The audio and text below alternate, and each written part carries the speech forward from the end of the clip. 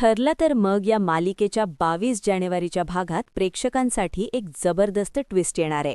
नागराजचं सत्य अखेर सर्वांसमोर येण्याची वेळ आलीये. मालिकेच्या आगामी भागात आपण पाहणार आहोत की नागराजने सुमनला लपवून ठेवण्यासाठी आपल्या गुंडांचा पहारा लावला असतो. मात्र अर्जुन आणि सायली जिद्दीने सुमनचा शोध घेत त्या ठिकाणापर्यंत पोहोचतात. तिथे असलेल्या गुंडांची अर्जुन 2 हात करतो आणि त्यांना धूळ चारून अखेर सुमनपर्यंत पोहोचण्यात यशस्वी होतो.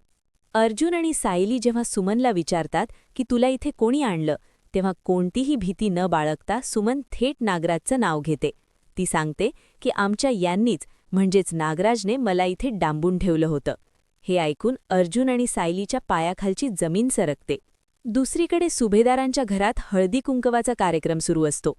अर्जुन आणि सायली बराच वेळ गायब असल्याने प्रिया हळूच नागराजला म्हणते, हे दोघं अजून आले कसे नाहीत.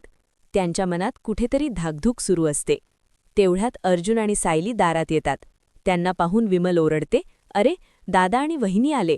घरातील सर्वजण सुटकेचा निश्वास सोडतात. पण रविराज आणि पूर्णा आजीच्या मनात काळजी असते. रविराज विचारतो, कुठे गेला होतात तुम्ही दोघं. पूर्णा आजी म्हणतात, अरे आम्ही किती फोन केले तुम्हाला. जेव्हा सगळेजण त्यांना विचारतात की नक्की कुठे गेला होतात, तेव्हा अर्जुन आणि सायली बाजूला होतात आणि त्यांच्या पाठीमागे उभी असलेली सुमन सर्वांना दिसते. सुमनला दारात जिवंत आणि सुखरूप पाहून प्रिया आणि नागराजचे चेहरे पार पांढरे पडतात. त्यांच्या पायाखालची जमीनच सरकते. आता सुमन सर्वांसमोर नागराजचं नाव घेणार का?